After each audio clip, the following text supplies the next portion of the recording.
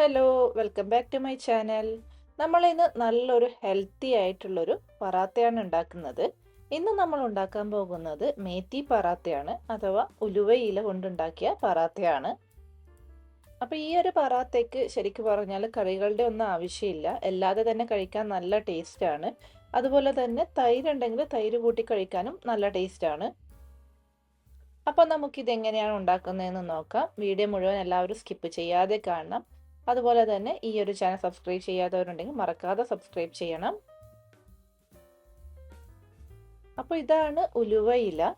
ഇതെനിക്ക് തോന്നുന്നു കുറച്ച് പേർക്കെങ്കിലും അറിയുന്നുണ്ടാവില്ല, കാരണം നമ്മുടെ നാട്ടിൽ ഇതധികം കിട്ടാനില്ല. പക്ഷെ ഇത് നമുക്ക് വീട്ടിൽ തന്നെ വളർത്തിയെടുക്കാനും പറ്റും. ഞാൻ മുമ്പ് മൈക്രോ ഗ്രീൻസ് വീട്ടിൽ എങ്ങനെ വളർത്താം എന്നുള്ളതിൻ്റെ ഒരു വീഡിയോ ചെയ്തിരുന്നു. അപ്പോൾ അതുപോലെ നമുക്ക് ഇതും വളർത്തിയെടുക്കാം. അല്ലാതെ മണ്ണിലിട്ടിട്ടും നമുക്കിത് വളർത്തിയെടുക്കാവുന്നതാണ്. ഒരു 10 ദിവസം കൊണ്ടൊക്കെ നമുക്ക് ഇതിൽ നിന്നും ഇല കിട്ടും. അപ്പോൾ ഇതിൻ്റെ തണ്ട് നമ്മൾ എടുക്കുന്നില്ല, ഇതിൻ്റെ ഇല മാത്രം ഇതുപോലെ നുള്ളി എടുത്തതിന് ശേഷം നന്നായിട്ടൊന്ന് കഴുകിയെടുക്കണം.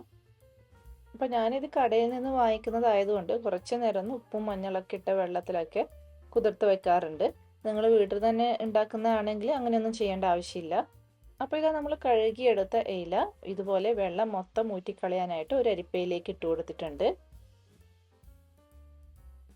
ഇനി ഈ ഒരു ഇല ഇതുപോലൊരു ചോപ്പറിലേക്ക് ഇട്ട് കൊടുത്തിട്ടുണ്ട്. കൂടെ തന്നെ കുറച്ച് മല്ലിയില, ഏകദേശം ഒരു 5 വെളുത്തുള്ളിയുടെ അല്ലി, ഇത്രയും ചേർത്ത് കൊടുത്തിട്ടുണ്ട്. ഇതിൻ്റെ കൂടെ പച്ചമുളക് കൂടി ചേർത്താൽ നല്ല ടേസ്റ്റ് ഉണ്ടാകും. ഞാൻ പക്ഷെ കുട്ടികൾക്ക് കൂടി കഴിക്കേണ്ടതായതുകൊണ്ട് ഇപ്പോൾ പച്ചമുളക് ചേർത്ത് കൊടുക്കുന്നില്ല. എന്നിട്ട് ഇത് വളരെ ചെറുതായിട്ട് നന്നായിട്ട് ചോപ്പ് ചെയ്തെടുക്കണം. അപ്പോൾ ഇതാ നമ്മൾ അത് മൊത്തത്തിൽ ഇതുപോലെ ചോപ്പ് ചെയ്തെടുത്തിട്ടുണ്ട്. അപ്പോൾ ചപ്പാത്തി ഉണ്ടാക്കാൻ ആവശ്യമായ ഗോതമ്പ് പൊടി നമ്മൾ ഇതുപോലൊരു പാത്രത്തിലേക്ക് ഇട്ട് കൊടുത്തിട്ടുണ്ട്. അതിലേക്ക് നമുക്ക് ഈ മേത്തി ലീവ്സ് ചേർത്ത് കൊടുക്കാം.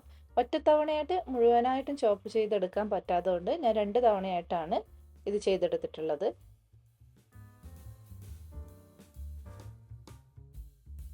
ഇനി ഇതിലേക്ക് നമുക്ക് കുറച്ച് മസാലപ്പൊടികൾ ചേർത്ത് കൊടുക്കാം. 1/2 ടീസ്പൂൺ മുളക് പൊടി, 1/4 ടീസ്പൂൺ മഞ്ഞൾപ്പൊടി, 1/2 ടീസ്പൂൺ ഗരം മസാല, 1/2 ടീസ്പൂൺ ജീരകപ്പൊടി, ഇത്രയും ചേർത്ത് കൊടുക്കുന്നുണ്ട്. ജീരകം പൊടിച്ചതില്ലെങ്കിൽ നിങ്ങൾക്ക് വേണമെങ്കിൽ ജീരകം മുഴുവനായിട്ടും ചേർത്ത് കൊടുക്കാം. ഇല്ലെങ്കിൽ ആ ഒരു സ്റ്റെപ്പ് സ്കിപ്പ് ചെയ്താലും കുഴപ്പമില്ല. ഇനി നമുക്കിതെല്ലാം കൂടി നന്നായിട്ടൊന്ന് കൈവച്ച് ഇതുപോലൊന്ന് മിക്സ് ചെയ്ത് കൊടുക്കാം. അപ്പോൾ നമ്മൾ മസാലപ്പൊടികളും ഉലുവയിലയും ഗോതമ്പ് പൊടിയൊക്കെ നന്നായിട്ട് മിക്സ് ചെയ്തെടുത്ത് കഴിഞ്ഞു. ഇനി ഇതിലേക്ക് ഉപ്പ് ചേർത്ത് വെള്ളം ഒഴിച്ചു കൊടുക്കാം. എന്നിട്ട് സാധാരണ നമ്മൾ ചപ്പാത്തിക്കൊക്കെ കുഴച്ചെടുക്കുന്നത് പോലെ നന്നായിട്ട് കുഴച്ചെടുക്കാം.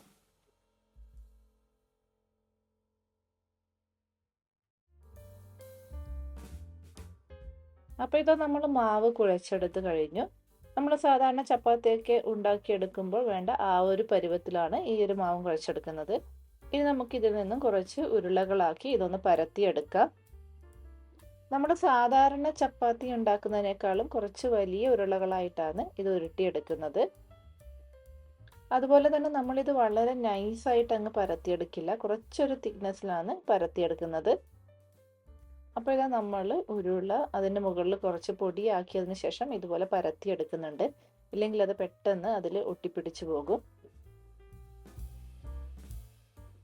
ഈ ഒരു തിക്നെസ്സിലാണ് നമ്മൾ പരത്തി എടുത്തിട്ടുള്ളത്. ഇനി ഇത് നമുക്ക് ഒന്ന് ഉണ്ടാക്കിയെടുക്കാം. അതിനായിട്ട് ഇതുപോലൊരു തവ ചൂടാകുമ്പോൾ അതിലേക്ക് ഈ ഒരു പറാത്ത ഇട്ട് കൊടുത്തിട്ടുണ്ട്. ഇനി നമ്മൾ സാധാരണ ചപ്പാത്തിയൊക്കെ ഉണ്ടാക്കാറുള്ളത് പോലെ തന്നെ ഇത് നമുക്ക് ഒന്ന് മറിച്ചിട്ട് കൊടുക്കാം. അതിനുശേഷം ഇതിലേക്ക് നെയ്യാണ് ഞാൻ പുരട്ടി കൊടുക്കുന്നത്. നിങ്ങൾക്ക് വേണമെങ്കിൽ എണ്ണ പുരട്ടി കൊടുത്താലും മതി. പക്ഷെ ഇതിൽ അത്യാവശ്യം നന്നായിട്ട് ഇതുപോലെ നെയ്യോ അല്ലെങ്കിൽ കോക്കനട്ട് ഓയിലോ ഒക്കെ പുരട്ടി കൊടുക്കുമ്പോഴാണ് ഇതിന് നല്ലൊരു ടേസ്റ്റ്. സാധാരണ ചപ്പാത്തി പോലെ അങ്ങനെ ഡ്രൈ ആയി ഇരിക്കുമ്പോൾ അത്രയ്ക്ക് ടേസ്റ്റ് ഉണ്ടാവില്ല. അപ്പോൾ ഇതാ നമുക്ക് ഇതുപോലെ ഇത് മറിച്ചും തിരിച്ചും ഇട്ട് കൊടുത്ത് ഒന്ന് കുക്ക് ചെയ്യാം. ഇടയ്ക്കിടയ്ക്ക് വേണമെങ്കിൽ നെയ്യോ എണ്ണയോ പുരട്ടി കൊടുക്കാവുന്നതാണ്.